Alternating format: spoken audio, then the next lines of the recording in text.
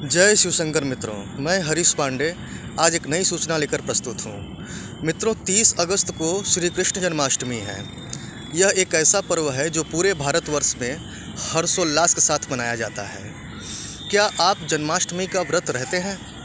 अगर नहीं रहते तो रहना शुरू कर दीजिए, क्योंकि इसके लाभ अनगिनत हैं। शास्त्रों में आया है कि जन्माष्टमी के व्रत से 1000 एकादशियों के व्रत का पुण्य प्राप्त होता है। जो भी व्यक्ति जन्माष्टमी का व्रत करता है उसके घर में कभी अकाल मृत्यु नहीं होती। जन्माष्टमी का व्रत करने वाली जो महिला है, कभी भी उसका गर्भपात नहीं होता और उसका शिशु सुंदर, स्वस्थ व प्रसन्न होता है। मित्रों, एक वर्ष में 4 महारात्रियां आती हैं जो कि सिद्ध रात्रि कही जाती हैं। वो है होलिका दहन की रात्रि, दीपावली की रात्रि, महाशिवरात्रि और श्री कृष्ण जन्माष्टमी। इन चारों महारात्रियों को मंत्र जागृत अवस्था में होते हैं और इन रात्रियों में इष्ट मंत्र, गुरु मंत्र की साधना करने से वे जागृत होते हैं, सिद्ध होते हैं।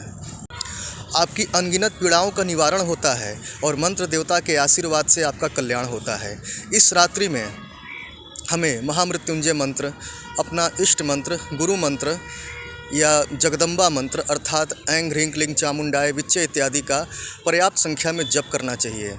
इससे होता क्या है कि आप वर्ष भर भी लग कर जितना जप करें उसका अकेला उसी रात्रि में पूर्ण हो जाता है। ऐसा प्रभाव है इस रात्रि का। मित्रों, जब हम पर कोई आपत्ति आती है, मुसीबत आती है, तो हम यहाँ वहाँ भागते हैं, परेशान होते हैं।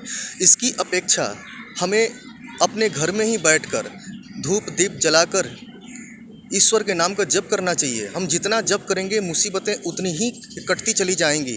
चाहे कोई भी कारण हो, ग्रह बाधा हो, तंत्र बाधा हो, समाधान घर पे बैठे ही सुनिश्चित हो जाता है। लेकिन हम ऐसा न करके बाहर के साधनों पर भरोसा करते हैं, जिसके फलस्वरूप हमें हमेशा निराशा हाथ लगती है और हम और भी परेशान होते चले जाते हैं। जब घर में ही खुदाई देख ली तो काबा में सिजदा कौन करे, ये महापुरुषों ने कहा है। तो इसलिए ऐसी दिव्य रात्रियों का लाभ तो आपको लेना ही चाहिए। चलिए, मैं आपको सलाह देता हूँ कि आपको इस रात्रि में क्या करना चाहिए और कैसे करना चाहिए। आप स्नान करके स्वच्छ हो जाएं और उसके पश्चात अगर आपको अपने इष्ट मंत्र या गुरु मंत्र से लगाव है तो आप ज़्यादा से ज़्यादा संख्या में जप करने का प्रयास करें।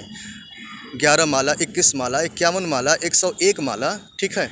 उसके पश्चात अगर आपकी रुचि है तो आप कुछ मनोकामना पूर्ति मंत्रों का जप करें। जैसे एक बीज मंत्र बता रहा हूँ आपको, टम, ठीक है। ओम टम टम टम टम टम टम टम टम।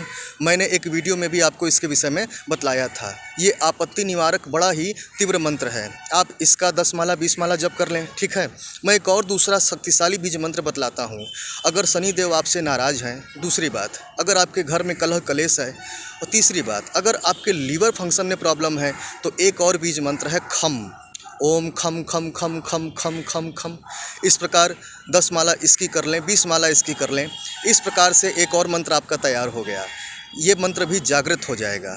फिर इस रात्रि में जो भी मंत्र आप जपें, भविष्य में कभी भी वैसी परिस्थिति आने पर आप उसका फिर से बैठकर यदि जप करते हैं तो उस मंत्र से आपकी उस समस्या का निवारण हो जाता है।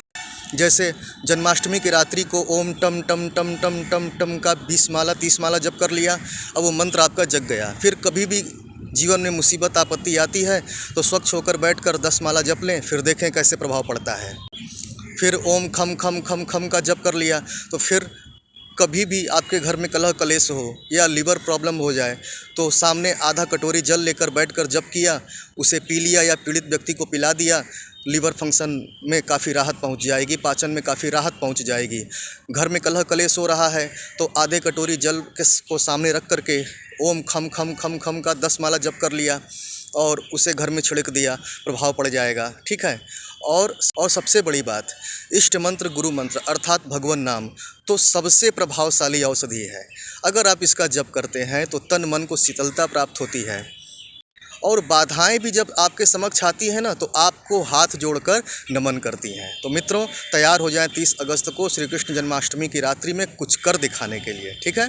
आज के लिए बस इतना ही। जय शिव शंकर।